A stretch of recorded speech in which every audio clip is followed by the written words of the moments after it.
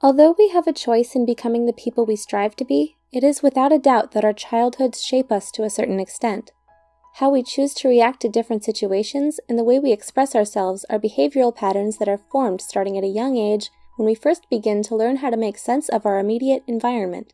Marriage and family counselors Dr. Milan and Kay Yurkovic discovered that everyone has a certain love style based on their upbringing. A love style is comprised of our tendencies and inclinations of how we respond to our romantic partners. By understanding how we love, we can learn how our love styles affect our relationships. Here are Dr. Milan and Kay Yurkovic's 5 love styles.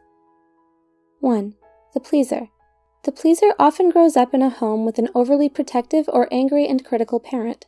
As children, pleasers do everything they can to be good and be on their best behavior, so as to not provoke a negative response from their parent. Pleaser children don't receive comfort. Instead, they spend their time and energy giving comfort to their reactive parent. Pleasers are uncomfortable with conflict and deal with disagreements by often giving in or making up for them quickly.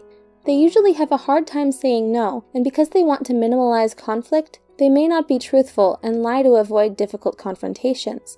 As pleaser children grow into adults, they learn to read the moods of others around them to make sure they can keep everyone happy.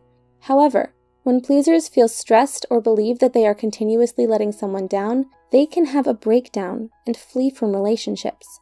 Pleasers often spread themselves thin trying to be everything to everyone when it's not realistic, and instead of forming healthy boundaries for themselves, they focus more on the needs and desires of others.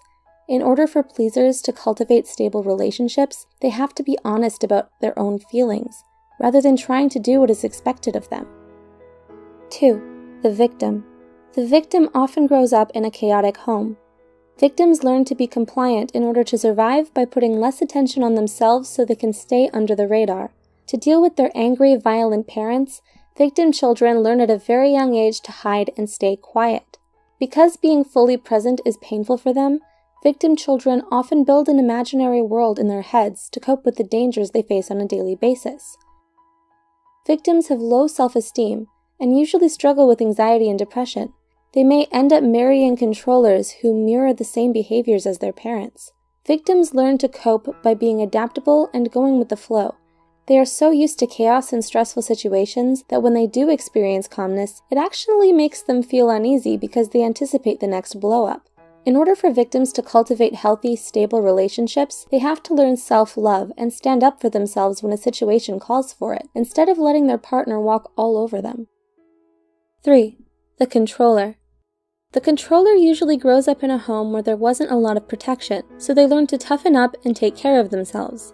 They need to feel in control at all times to prevent the vulnerability they experienced in their childhood from being exposed in their adulthood.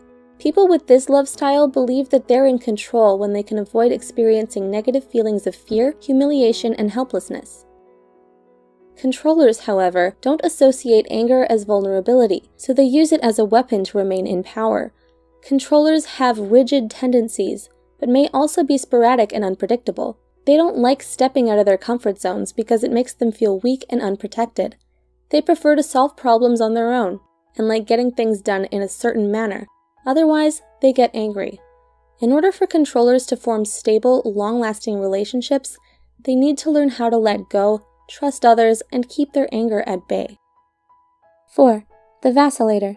The vacillator often grows up with an unpredictable parent. As children, vacillators learned that their needs aren't their parents' top priority. Without consistent affection from their parent, vacillators develop a deep fear of abandonment. But when the parent finally feels like giving their time and attention to them, vacillators are usually too angry and tired to receive it. As vacillators enter adulthood, they try to find the consistent love they were deprived of as children. Vacillators have a tendency to idealize new relationships, but once they feel let down or disappointed, they grow dejected and doubtful. They often feel misunderstood and experience a lot of internal conflict and emotional stress within their relationships. They can be extremely sensitive and perceptive, which allows them to detect even the slightest change in others and know when people are pulling away.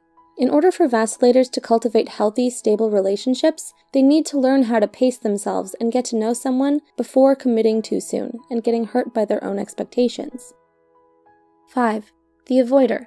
The avoider often grows up in a less affectionate home that values independence and self-reliance. As children, avoiders learn to take care of themselves starting at a very young age and put their feelings and needs on hold to deal with their anxieties of having little to no comfort from their parents. Avoiders tend to like their space and rely on logic and detachment more than their emotions. They get uncomfortable when people around them experience intense mood swings. In order for avoiders to cultivate healthy, long-lasting relationships, they need to learn how to open up and express their emotions honestly. Which love style do you identify with? Please share your thoughts with us below. Also, we love to give special thanks to our sponsors, BetterHelp, an affordable online counseling platform for those who are struggling with mental health. If you're interested, we've included a link in the description below.